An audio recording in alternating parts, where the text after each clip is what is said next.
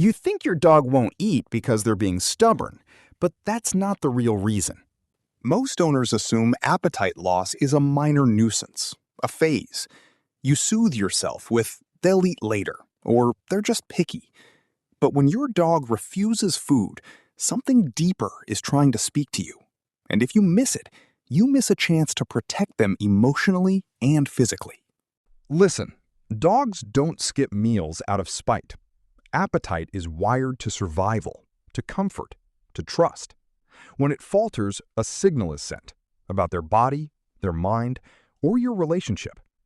In the next minutes, I'll show you the hidden reasons vets might not say out loud, explain what your dog is trying to tell you, and give you clear, humane steps to respond so your dog feels safe, seen, and hungry again.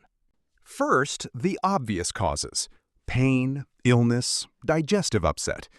But here's what most people don't grasp. Appetite is also a barometer of emotional safety.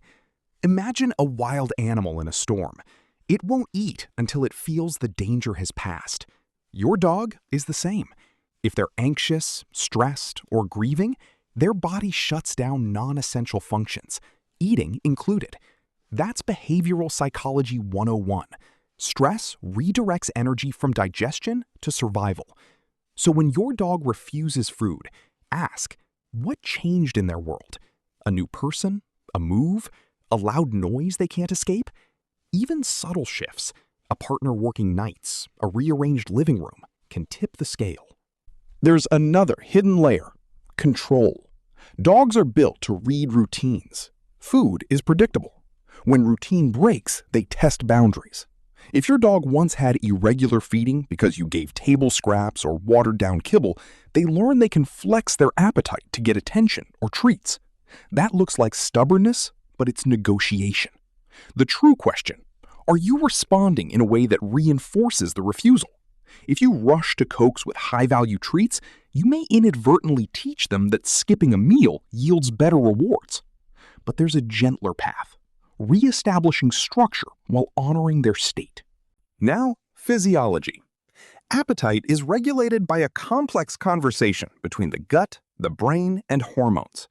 Pain, nausea, dental disease, or medication side effects blunt hunger signals. Yet the surprising part is how strongly emotional states alter these signals. Cortisol, the stress hormone, directly inhibits some appetite pathways. Oxytocin and safety cues enhance them.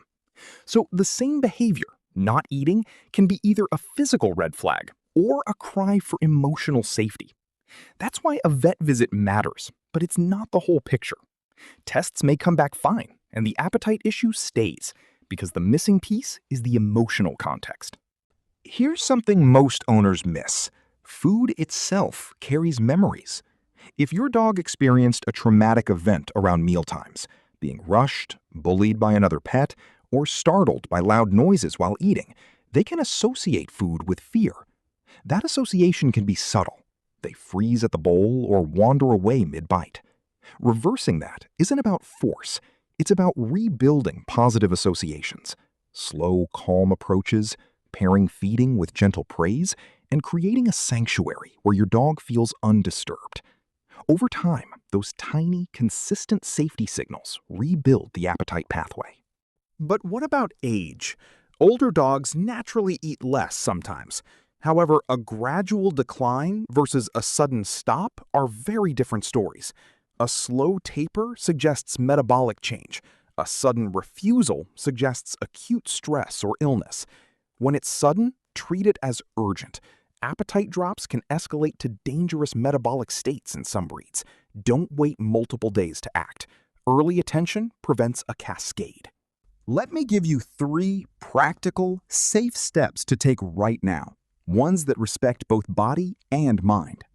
First, check immediate red flags. Look for lethargy, vomiting, diarrhea, drooling, a swollen face, or pain when touched. If any appear, get veterinary help now. Those signs point to medical causes that demand treatment. Second, test the environment. Remove stressors for one feeding. Feed in a quiet room. Put the bowl down and leave. Or hand feed a small, high-quality bit if they'll accept it. No coaxing, no loud voices. If they eat when unstressed, you found an emotional trigger. Now your task is predictable. Create that calm consistently. Third, rebuild routine with low-pressure retraining. Offer small, frequent meals at set times. If they sniff and walk away, pick up the bowl after 10-15 minutes. Don't offer alternatives immediately. This reestablishes that food appears on a schedule and not as a bargaining chip. Pair meals with something calming afterward, 5 minutes of quiet petting or a slow walk. The routine plus calm reinforces safety hormones and appetite. But there's an insight most owners don't hear. Trust is physiological. When your dog fears punishment at mealtimes, scolding, scaring, or being rushed, they lower their guard and their appetite. Conversely, when feeding becomes a ceremony of care, your calm voice, your still presence, their whole nervous system relaxes. That relaxation is what allows digestion to resume. So your presence matters less as a fix and more as an emotional regulator. Now imagine this. Your dog suddenly stops eating entirely after months of normal appetite. That silence is a communication.